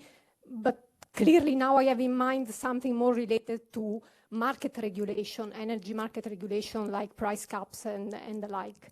Thank you. I think the former part, I think is just the ECB trying to let people know, what they do is they can raise rates and they can reduce demand through this, but that the immediate effect of energy prices they can do nothing about. So I think we can argue about the communication on the margins, but I think it's just them trying to remind people they're not like the Fed. The Fed has a much more orthodox problem at their hand, where monetary policy is as painful as it may be, but it's one of the possible proper response. The ECB is in a much more bigger or a much more difficult situation, because one of the main drivers they don't control, and they now have to basically hike into a slowing and possibly recessionary economy. But on the, on the policy effects, I mean, there are people who even before the energy price cap said things like, if we have all these problems to supply side shocks, shouldn't we adopt policies that the US adopted after the Second World War, where we basically, control prices? I think, Michael, there's a professor who has your last name. I don't know whether you're related, but Isabella Weber, I think, there are the people who made, made this case of ideas of, starting to control prices. And, my view is that that typically doesn't work. On the energy, look, we are in the middle of it, right? I mean, the country where I just came from the other day, the UK, has now a massive, 150 billion pound program of putting caps on energy prices. It will mechanically bring down headline inflation from currently 13%, probably by April or so, to 6. I think we have it for 4 or 5. We would have thought it would have been at 10. So it's 5 basis points. You can do that. It costs a lot on the fiscal. The worst thing is if it sets out people actually to save energy. That's the worst. I think Barbara mentioned this, how much Europe very rightly so puts emphasis on, the price needs to at least indicate that people should save. So I think that's a big risk. But of course, mechanically, if you put a cap, it brings down headline, right? Yeah, also if you can briefly add, I mean, I actually saw, that part of the speech of Lagarde is sort of a way, the ECB obviously has been accused of having completely missed the point of why inflation was rising in the euro area, which the ECB was not missing. I mean, the ECB was right throughout, at least in saying that this is completely driven by energy prices, as we have discussed. The labor market situation and in general, the economic situation of the US and Europe is completely different. There's no overheating at all. Labor markets are much less strong in Europe and so on. So it seemed almost as if, she was suggesting, well, you guys are all looking at us because we talk about inflation and we normally look at the central bank, but start looking also at the fiscal side in the sense of potentially these other alternative measures. I mean, one of the measures that obviously had been proposed now for a few months, we all know, is this idea of the price cap, more on the sense of like creating sort of a monopsony on the buyer side. So let's all together agree that we won't spend more than a certain amount. And, given that Russia or whomever else has to sell to somebody, probably they will follow through. We know that this is a very kind of controversial sort of proposal that though many countries have pushed forwards. I guess we're all looking at Germany for having some final answer on that. But, those obviously would be measures. I mean, I guess the difference relative to the price cap of the other sort, which has been,